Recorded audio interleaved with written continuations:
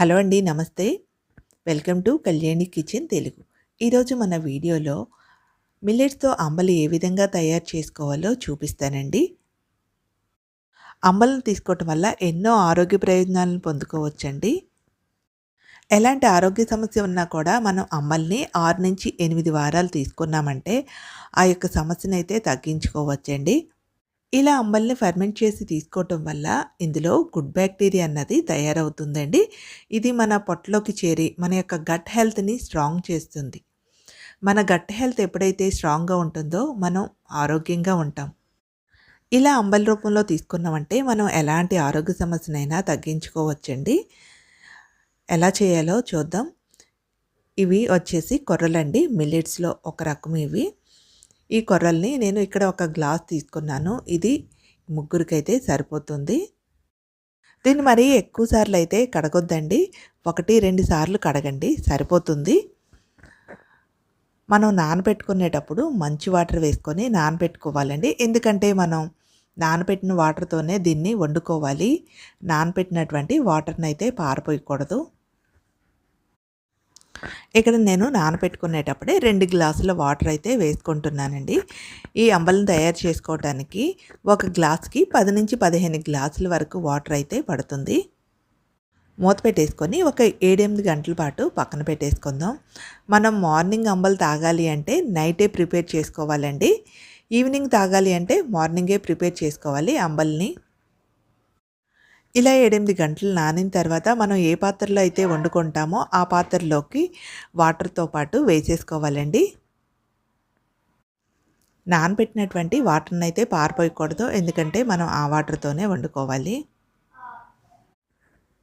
Water పారబోయటం వల్ల water soluble vitamins అన్నీ కూడా పోతాయి. అంబలి ఉడికేటప్పుడు కావాల్సినటువంటి వాటర్‌ని చల్లటి నీళ్ళు పోయకూడదండి. వేడి నీళ్ళే పోసుకోవాలి. అంబలి ఒక పక్కన ఉడుకుతూ ఉన్నప్పుడే మరొక స్టవ్ మీద మనం మరొక గిన్నెలో నీళ్ళను కూడా వేడి చేసుకుందాం. అంబలి తయారవ్వటానికి 15-20 నిమిషాల వరకు టైం అయితే పడుతుంది. ఇది ఉడికించుకునేటప్పుడు లో ఫ్లేమ్‌లో మాత్రమే ఉడికించుకోండి. మనం ఇందులో వాటర్ వేసుకునేటప్పుడు వేడి నీళ్ళు మాత్రమే వేసుకోండి. చల్లటి నీళ్ళు వేసుకోకండి. చల్లటి నీళ్ళు వేడి నీళ్ళే వేసుకోవాలి. ఎందుకంటే ఉడికేటప్పుడు మళ్ళీ చల్లటి నీళ్ళు పోసామంటే టైం పడుతుంది ఉడకటానికి.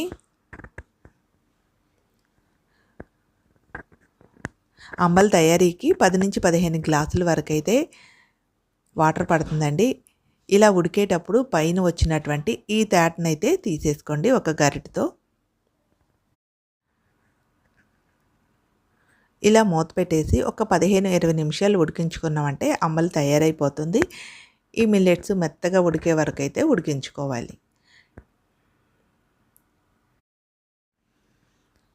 అంబలి ఉడికించుకునేటప్పుడు మధ్య మధ్యలో కలుపుకుంటూ ఉడికించుకోవాలి.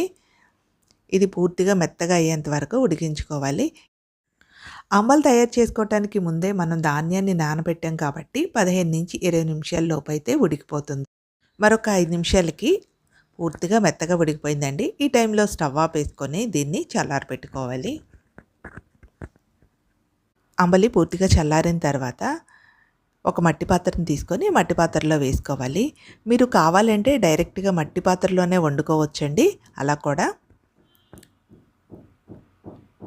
అంబలి మొత్తం మట్టి పాత్రలో వేసుకున్న తర్వాత ఇప్పుడు మనం ఏదైనా ఒక కాటన్‌ది వైట్ క్లాత్ తీసుకొని ఇలా మట్టి పాత్రకి కట్టుకోవాలి.